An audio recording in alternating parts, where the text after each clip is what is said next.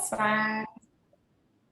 And we are recording this also for our friends at Rosa Scott, Ridgeland High School, and Germantown High School, and also for our YouTube channel. So, Okay. again, thank you for just on a couple days' notice filling in and doing this. And we just got through watching a few videos about the financial industry and the need for diversity in the field and the need for knowledge in the field, and also some things of just some job duties and the way the field works across multiple areas. But we know you're a local financial expert, also a fellow graduate of Southern Miss, like myself, and like a couple of teachers we have here at Velma Jackson. And I'll let you have the floor. And again, we're so glad to have you. Okay. Well, good morning, everyone. I don't know. Are they in front of their own computer? Yeah, they all see you. Okay, awesome. Good morning. So my name is Cynathia Cortese. I am the owner of Key Assets Financial here in Ridgeland, Mississippi. So I guess I'll start off by telling you guys a little bit about my story and how I got started in the financial industry.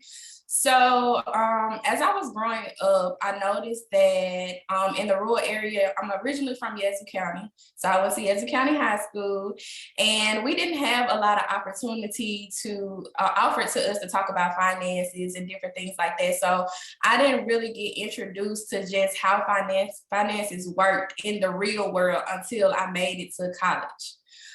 Like you said, I graduated from the University of Southern Mississippi in undergrad. And once you start applying for credit cards and, different things like that, and you start having to pay those credit card bills, pay the money back that you borrowed, get into like student loans and how they work and different things like that, you notice that along the way, you probably missed some important information. Because when you get ready to go off to college, the first thing that they tell you to do is apply for scholarships and see if you'll be eligible for different FAFSAs and, stuff like that. But you don't learn how those things work until you are about to graduate, and they tell you have about 6 months till you have to start making payments towards your student loans. So, after I graduated undergrad, I went on to Belhaven to get my master's. And while I was in class, I was introduced to this young lady. We took like a personality test, and we had the same personality type.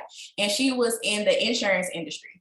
And she started talking to me about, financial planning and getting into different types of life insurances and, stuff like that. And it really piqued my interest. And one of the reasons was because when I was younger, about 9 years old, my mom passed away. And when my mom passed away, it was a total financial game changer for my family because my mom was the primary breadwinner. And so our finances changed dramatically, to the point where I had to go stay with my grandmother, which is how I ended up in Yazoo, and my brother stayed with my dad. And I noticed that had we had the right amount of life insurance, had they been in the right amount, just had investments and money saved up, that it probably would have been different, So that's when my passion kind of started at being able to educate other families so they wouldn't end up in the same situation that my family ended up in.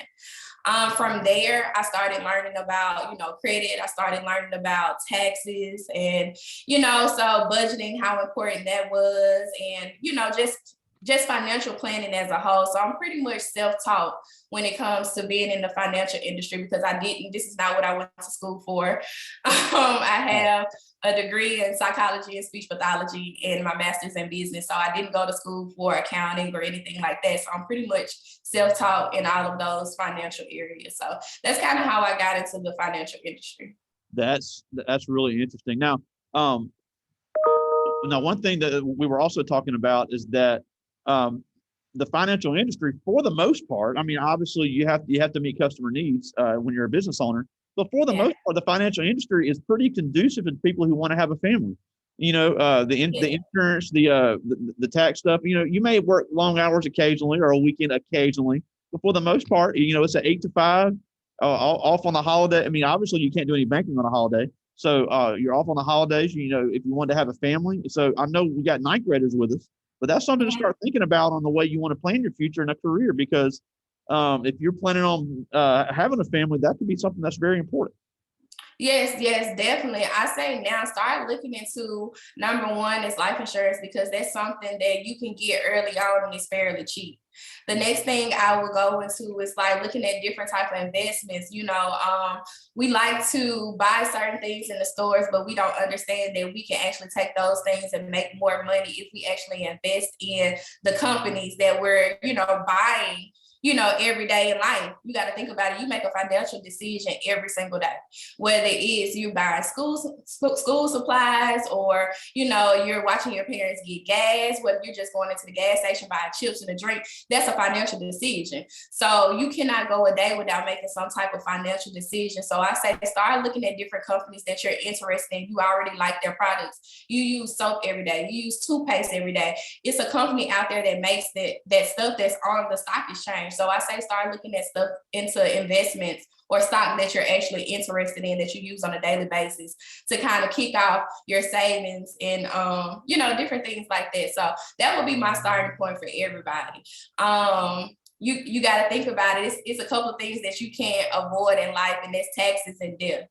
You're always going to have to pay taxes, and one day you do have to die. So you kind of have to plan for both of them.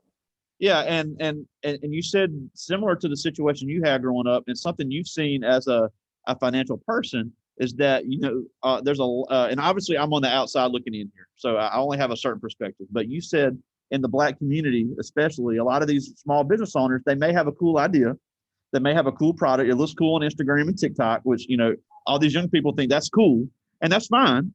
And you may have a cool product, but if you can't manage the financial aspect of it, you're never going to make a profit, and your family could hurt for thousands and thousands of dollars.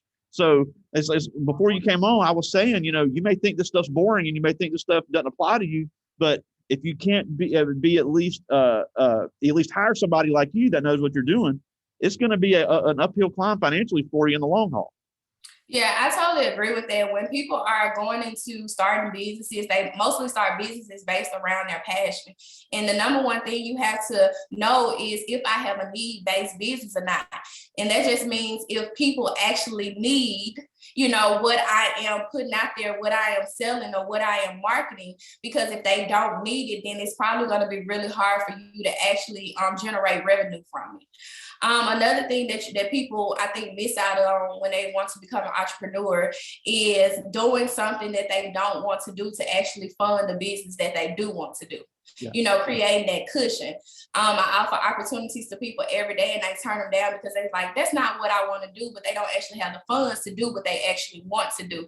So don't steer away from an opportunity if somebody offer you one. Learn it, learn that skill set, because the skill set is something nobody can take away from you. Once you learn something, no one can take back that knowledge. So take the opportunity, learn something new, and you just never know what you'll be able to apply it to, later on in life. But yes, you got to make sure that you have a need-based business, and then you have to cover the financial aspects on it. Stay on top of your finances. If you're buying something for your business, document those things. If you're spending money in your business, if you're making money in your business, you need to make sure you're creating some type of paper trail, because once it gets to a point where you have to file taxes and stuff like that, the IRS do not play about their money, and they want to know your business. They want to know your financial business. And that's just the reality of it. I don't know if you guys heard in the news or not, where they're, cracking down on people that use like Cash App and PayPal and Venmo and stuff like that. People thought that they could get around reporting those things, but now that they can't. So just making sure you're staying on top of your finances, documenting everything that you do is really, really important. Yeah. Cash App and that stuff, it does play a small purpose in some small transactions, because I use it occasionally myself, but it's not something I'm going to as a everyday financial thing. It's just absolutely foolish. I agree. Now, it's something else. What do you think has contributed to and I've heard several several Black financial pros tell me the same thing, is that what do you think contributes to the mistrust of the financial industry in the rural communities? Because that's one of the big things you see, because you said, growing up in the Yazoo County obviously is a rural area, and there's a lot of mistrust in the rural areas that maybe is passed down from generations, but there's more, there's more, even though there's still a lot to be done, there's a lot more diversity in the financial field now with you yourself What do you think has contributed to that mistrust, and what can change that? I think the main thing is what you said is generation. It's passed down from generation to generation. Where do you find your financial habits from? Where do you get your financial advice from? It's normally from the people that's closest to you. So if you hear your parents say, oh, I don't trust the banks, what you're not going to do? Oh, I don't trust the banks. You don't know why your parents don't trust the banks. You just heard them say it. So you tend to take on those same habits. The only way to break that generational curse is to research and learn for yourself. Read books, invest in yourself. It's really, really important. Another thing I think is that we're not exposed to the information enough. When we're in school we're taught, we're taught algebra and, different things like that. And I do think that's, stuff that we need to know, but we also need to know how to balance a checkbook. We also need to learn about profit and loss statements and about balance sheets and different things like that. I just think it's a lack of knowledge. And once somebody believes in something, it's really hard to change their mind. That's a decision that they have to make on their own. And if they're not putting in that extra effort to invest in themselves, they normally just take that same information and pass it on down to their kids and so forth. Yeah, and we actually have a financial literacy module we go throughout the semester, and honestly, they don't like doing it, but it is. I think they need to see how beneficial it is to them. And then when they become seniors, we spend even more time on it, where we're going to look at mortgage and home ownership, things like that. So the trend is changing in the educational system, because I agree, all that is needed. Now, let's talk a little bit about Key Asset Financial. So let's talk about what it is you do on a day-to-day basis, and the types of services you provide, and why what you do is so needed. So what we do here at Key Assets, we're a tax and accounting firm. So we offer tax preparation to small business owners and individuals. We also offer credit repair, accounting, grant writing, different things like that, life insurance analysis, pretty much anything under the financial umbrella. I hold a Series 6 and 63 investment license. So I'm able to break down different investment statements and stuff like that for clients. So you have people that come in with their 401k from work. You'll be amazed at how many people are investing in their 401k, but they don't know actually what they're investing in. So I'm able to sit down with them and break their statements down, make sure they have chose the best options within their 401k statements. In the same with life insurance. So many people get sold different things and they don't know what it means. They don't know what they have. They just pay for it. So I will sit down with them and break their life insurances down and let them know exactly, hey, this is how it works. If this happens, you get, A, or you get B, and the same thing with credit. A lot of people think that they have bad credit, but it's really because they don't have any credit. Yep. So you'll be amazed at how much we lack knowledge when it comes to very important financial aspects. Even with taxes, some people don't know how to read the tax worksheet, so they don't know what the tax preparers are putting on their on their tax returns. So I'm able to show them, hey, this is what you did last year, and let them know whether it's legal or illegal, because that's one of the most important financial documents you'll have in your life is your tax returns. Absolutely. And when you go to buy a house or you go to get certain financial financing for your businesses and want to take out a loan or whatever the case may be, they're going to ask for your last 2 years of your tax returns. So you need to make sure that they're correct. So that's kind of what we do over here at Key Assets. Yeah, and also I think because you mentioned the retirement. All these kids coming out of high school, all they look at is how much they're making per hour. How much they're making per hour. And that's important, obviously, especially if they're starting college or getting out of the house or stuff. But not having that retirement savings starting at 18, 19 can be a game changer for you several years down the road. So absolutely. Yeah. So, absolutely. Because, I have 19, 20-year-olds that get out of high school and they want to keep working at McDonald's. Now, when you're in high school, that's fine to work at McDonald's because those skills do transfer to other industries. But I'm like, look, there's banks in Canton and Madison that are hiring every single day, and they'll hire you as an 18, 19-year-old, and they're going to provide those corporate benefits. So how important is it to look at that? Even if you're not interested in being a financial professional, why do you need to be up on stuff like that? The main thing that I can say, if you don't save anything, you won't have anything. And a lot of people, I know we've heard, especially in the rural areas, like relying on Social Security and stuff like that. Well, at this point, it's not a guarantee that we're going to have Social Security, okay? Right. The money that's being put in right now is being used right now, so that's not something we can rely on. So understanding like things like the power of compounding interest, right? When you are younger and you start investing now, you can take advantage on interest on top of interest growing super, super rapidly. Okay. So if I wish I could show you all the calculator, the compounding calculator, but I'll send you a link to it. So you can kind of show them. Your screen and show it to us, you can. Let me see if I can find one on the internet real quick, but it just pretty much explains, let's see.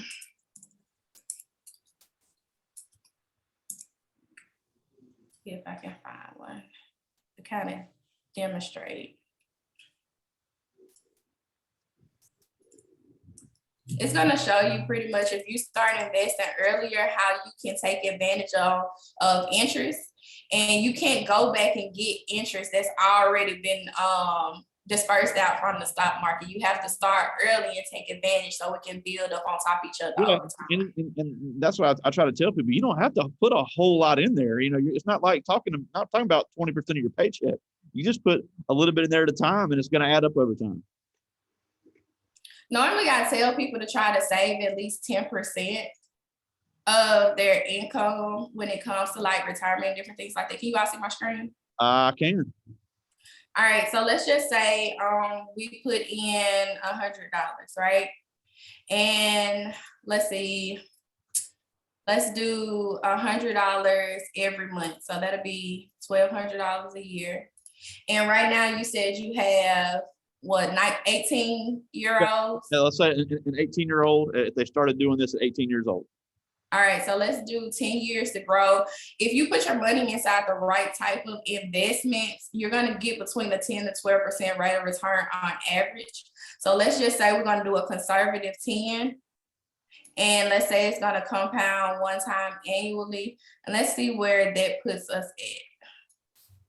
Wow. That puts us at about $21,296, dollars. And you have to think about that. You're not going to retire anytime soon. Okay. So if you find you a good stock or a good mutual fund, which is made up of stock, right? Stocks and bonds. If you find you a good mutual fund to invest in, and you're only putting in $100 a month, right? And you do that over a specific time up until retirement, you have the opportunity to have thousands and thousands of dollars that you made in your sleep. This is not money that you had to go out and work for, right? This is money because I decided to take a little bit of my income and put it inside the right vehicle. I can make money in my sleep and be able to retire. Because I know for a fact, you see people when you go into Walmart, they're standing at the doors and they're greeting people. You have to ask yourself, are they there because they want to be there, or are they there because they have to be there? And majority of the time, they are nice people, and they may want to make some extra money, but they still need benefits, and they still have to pay for their medicine and different things like that. They're there because they have to be there. It's something that didn't work out during retirement that requires them to keep working after they have retired. And you don't want to be in that position. So I encourage you guys to start investing now. That way, when you get ready to retire, you can actually retire and enjoy, your glory years. And it's the same for entrepreneurship. When you decide to be a business owner, you have to invest for yourself because nobody's investing for you. There's no employer offering you a 401k. So putting your money inside a Roth IRA, for instance, would be really, really good. And you'll get the same type of return. You just have to be disciplined and consistent. Yeah, and before I get to some of these questions, just along the same lines, when you're looking, a lot of these corporations and even working for the state, people, all they're worried about is their take-home pay. But a lot of these places, they will match your retirement benefit up to a certain amount. So basically, if you don't put in at least the minimum amount, the maximum amount that they'll match, you're costing yourself money in the long run. So yeah, it may cost you $400 on your paycheck, but that's another $400 that you get put in that they match. So you're basically doubling you can double the contribution every month just by putting that money aside now. Yeah, if you ever get a job that's matching, match up to what they're matching. Don't put in over, but match up to what they're matching, because that's free money. Exactly. That's free money. And anything over that you want to save, you can always put it in a Roth IRA, or, something, an investment vehicle outside of your retirement plan, to take advantage of additional interest, compounding interest. But yeah, I agree with you on that. Well, being a state employee, I also have the deferred compensation, and I'm not putting a ton of money in there, but that's still money that's going to compound interest that I'll be able to access later when I do retire. Yep, I'm not a financial expert, but I do at least know that just putting a little bit aside every month it will add up in the long run. But I do have some I got some great questions. That's why I wanted to make time for these, and these are all ninth graders. And honestly, I'm glad they're at least thinking about this stuff. And some of these are tough, so I apologize in advance. But this first one is to Kyla Nettles. Make sure you got it right person. And she asked, how do you deal with people who doubt you despite your credentials and would say that, hold on, I can't read her writing. And would say that this is something uncommon for a woman to be in your field? I don't deal with them. And I'm just going to be honest with you. You have to meet people where they are. And sometimes people can't hear you because of who you are, where you came from. But the only thing you can do is plant the seed. It's up. So you got to leave it up to God, where they fall and how they grow. But if you give the information, they will listen long enough for you to give the information, you've done your part. We're not in the convincing business. I know what I know, and can't nobody, like I said, nobody can take your knowledge away from you, whether you're a male or female, whether you're Black or whether you're white, it doesn't matter. I know what I know, and I know what I'm saying is correct. So you got to just come confident and talk to the people that will listen to you, meet people where they are. I found out in my industry that when I talk to somebody about something, they didn't receive it from me, more than likely they will come back later on and say, hey, somebody else said the same thing you said. Can you sit down and talk to me now? I've had that happen several times. Oh, I get that teacher all the time. I know that feeling. Yeah. So yeah, you meet people where they are. Okay. Now, before you came on, we just watched a short video from CNBC about, and it was pretty recent, about the unbelievable disproportionate numbers in the finance industry. And this question is about that. This is Reginald Cooper. And he asked, do you think diversity in the industry will continue to decline? Do I think it'll continue to decline? Will continue to climb? To climb, yes, absolutely. There are more women getting into the financial industry. I don't know if you guys ever heard, if you ever can get the opportunity to get her on your show or your YouTube, would be awesome. Her name is Sheena Allen. Sheena Allen in person. You've seen her in person? You had her in person? I had her in person here a few years ago, but she's in California. Yeah. I might try to reach back out to her, but yeah, absolutely. She is groundbreaking. Yes. And like I said, she's from the same area that we're from, and she's making major moves all the way to Forbes, all the way to TED Talk. So I do believe people like that are paving the way for more diversity in age groups for one, in ethnicity for another. A lot of people are getting into the financial industry. So I definitely think it'll continue to climb, especially with social media being an avenue for people to have influence. You'll be amazed at the knowledge and stuff people can show and how they can relate to others is a big one too, because sometimes you can have somebody that's very professional, know all the big words and stuff like that, but people can't hear them because they're not relatable. So I think it'll continue to diversify because people are understanding the information and they're learning how to be more relatable with people to get the information to them.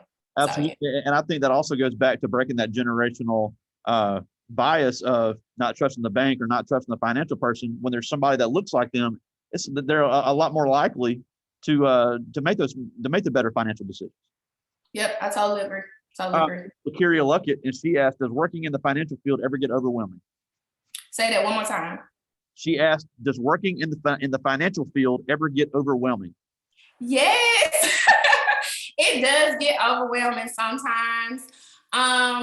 But it's not to the point where it takes away from my passion and for wanting to help others. I think, like I said, I think finances is something everybody should know. And I know that my purpose here is to educate others. So it's similar to being a teacher. You got to think about, does his job ever get overwhelming? It does, but you have to show up every day and walk in your purpose. And if people come into you because they're eager to learn and they're willing to change their habits, their financial habits, and do better, you will be doing them a disservice not to educate them and help them. So that's kind of what keeps me going. Well, yeah, and that's a great answer. And this is a great question that's a good lead into that. This is Zarius Cooper, it's Reginald's brother, and he asked, how does your job affect you emotionally and mentally, knowing you're helping people in their financial situation? It makes me feel wonderful. Like I said, the way that my story unfolded throughout my life, I honestly think this is what I was placed in for. You know, I don't know if you ever heard where sometimes things that you go through is not for you, but it's for somebody that you will meet along the way. That's honestly how I feel. I was able to find an industry that I could connect with a personal story so I can be relatable to other people and help them. So I think that, you know, I'm in the right place. And when it comes to your career option, you always have to be, you know, in a place where you feel like you're at peace and you're getting some type of fulfillment from what you are doing. So. No, this is a very good question. It seems simple, but it's a good question. This is Cynathia Johnson, and she asked, "Do you have to be good at math to be in accounting and finance?"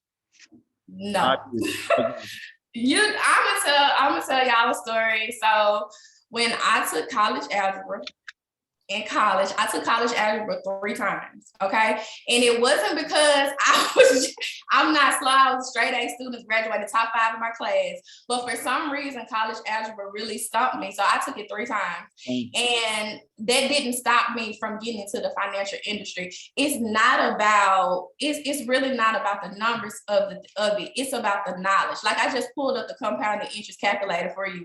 I didn't do those numbers in my head, but I was able to get the information over to you so you can understand what I'm saying, right? So no, you don't have to be good at math. Trust me, you do not have to be good at math, but you have to be willing to put in the effort to research and study so you're able to help your clients effectively. Yeah, and I'm glad you said that because we just watched a video saying type of the same thing, and it didn't focus on the math. It said the communication. It said a financial professional has to be able to explain things in terms that a customer can understand. Yep, that is exactly right. People come to you because they do not understand, not because everybody know how to, as long as you know how to add, subtract, multiply, and divide, you are fine. Yeah, it's not all this FOIL and PEMDAS and crazy formulas. No, it is math, but it's not all that crap with all the formulas, because that stuff used to drive me insane too. This is Robert Nisha Randall, and she asked, what has been the most major achievement in your work career? The most major achievement, I would have to say, so I have a 8-year-old, which is one of the reasons I went into entrepreneurship too, because I wanted to be able to spend more time with her. And I didn't want to be in a position where I had to ask someone, can I take off for my daughter's doctor's appointment, or can I go to her school play? I'll be back. I'm not that type of person. So that has been the most rewarding for me, because she has been coming to the office with me since she was 2 years old, and she's 8 now. And she has picked up on so much knowledge. She knows how to have a financial conversation. She knows about the power of compounding interest, different things like that I can hear her talking to other people about. And I think that's most rewarding for me, because not only am I helping other people, I'm also watering the legacy inside of my daughter as well. So I think that's the most fulfilling for me. That's incredible. I don't know if I've ever met an 8-year-old that could have a financial conversation. Yeah, she is interesting. This is Tatiana Jackson, and she asked, how do you handle rude customers? Rude customers. So one of the things I let people know on the front end when you're working with me, we're a company of integrity, and we a company of respect. So as I respect you, I would like to be respected. And so once they go down that rabbit hole of trying to be disrespectful, I reiterate what our core values are. And if they continue to do that, I just let them know, hey, I can't work with you. It's one thing as an entrepreneur, you get to choose who you want to work with. You're not being forced to work with anybody you don't want to work with. So if you get an irate client that's not good for your business, you can say, hey, I don't think that we're a good fit. I think you need to find somebody else. I can refer you to some people. Yeah, you got you had a couple amens on that one. So that was a great response. Now we're almost out of time, and we thank you so much for joining us, especially on short. But before we go, a couple things. One, obviously, we want to hear Key Asset Financial, the information there, where you are and everything. Say that one more time. We want to hear the information for Key Asset Financial, how to find you, where you're located, and everything. So our office is located off Lake Harbor in Ridgeland, right between the Renaissance and Trustmark Bank. Okay. So we're in the Avenon Drive. Our social media is underscore on Instagram is underscore key assets financial. You can also follow my personal page. I also drop a lot of gems on there when it comes to finances. So it's I am Cynathia on Instagram, and on Facebook it's Cynathia Cortese. We also have a mobile app that you can download and stay connected with us as well. It's on the App Store. It's under Key Assets Financial. If you have a Android, it's under Key Assets Financial 1. Ooh. You're be able to download and stay connected with us. We have a social platform on there as well where we drop financial gems and send out push notifications and stuff like that about what's going on in the world. So. Yeah, and it's like you said, it's never too early. It's never too early to start being at least familiar with this stuff. I mean, most of the people that are watching with us now are 14, 15 years old, but it's never too early to start thinking about that, especially if you were never taught it. So,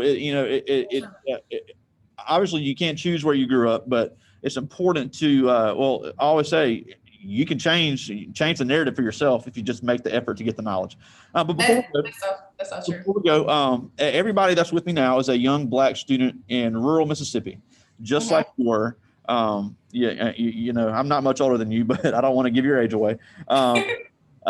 You were a young Black student in rural Mississippi as well, and then obviously, you lost a parent, which I can't imagine going through at 9 years old. But you've done some amazing things and gotten to a great industry, making a great difference. But these rural kids are going to face the same obstacles being Black in Mississippi that you faced at some point. It's not a matter of if, it's a matter of when. So what can they do to overcome those same obstacles they're going to face to become as successful as you? I think the number one thing is deciding that you're not going to get stuck. I think a lot of people that grow up in rural areas, we tend to do what we see the people around us do. So I would recommend that you get outside of the rural area. When you get ready, if you decide to go to college somewhere else. I didn't go far. I went to Hattiesburg, Mississippi, but that was far enough. I got to mingle with other students from the past Christian, from the coast, really all over the world. I ran track there too. So I met some really great people that I'm still friends with today, that I was able to get into their culture. I was able to learn how their family operates, how they make decisions and stuff like that. So I would say the number one thing is, if you have the opportunity to step out of the area that you grew up in, do that. Take it. You can always come back home. Home is not going anywhere. Your family is not going anywhere. Go somewhere and where you can grow. Number two is find a way to make a difference. Leave it, as we say in Southern Miss, leave it better than you found it. Right. Figure out what your purpose is. Sometimes when we go out to college, for me, I didn't know what I wanted to actually do when I went to college. I changed my major a few times. I started out in information technology, and I ended up in psychology and speech pathology. Either one has nothing. They're totally different classes you have to take, okay? So, but I found my way, and as you can see, I ended up in the financial industry. Okay, so don't beat yourself up. But if you don't know exactly what you want to do, make sure you can go to a community college and knock out your prereqs first. It's cheaper, it's cost efficient. You don't have to spend a lot of money, you don't have to go on a lot of debt, but it gives you the opportunity to think about what you want to do. Don't let nobody pressure you into making a decision that you're not ready to make. Okay, absolutely. And find great friends. I think would be my next thing. I found some really great friends after I left home. And like I said, we're still friends today. And find friends that are motivational, people that are going in the same direction that you want to go in. Look up to people that you see that have already taken the necessary steps, that's doing something in life. And the last thing I think I would have to say is bet on yourself. If you can see it in your mind, it's achievable. There's no way that God gave you a dream or a vision that he didn't want to come to pass. So if you can see it in your mind, you can do it. Just keep at it. Having the right people on the bus is really important too. Be mindful about who you hang around and what they do. How you do one thing is how you do everything. Okay, so just great quote. Just make sure you're making the best decision for yourself. That's awesome. And again, we thank you so much for joining us today, especially on short notice. You guys are doing some great stuff over there, and that was some great knowledge. And we got some great reactions to some of your quotes here. And as always, Southern Miss to the top. Southern Miss to the top. All right. Talk to you soon. All right, thanks. Bye.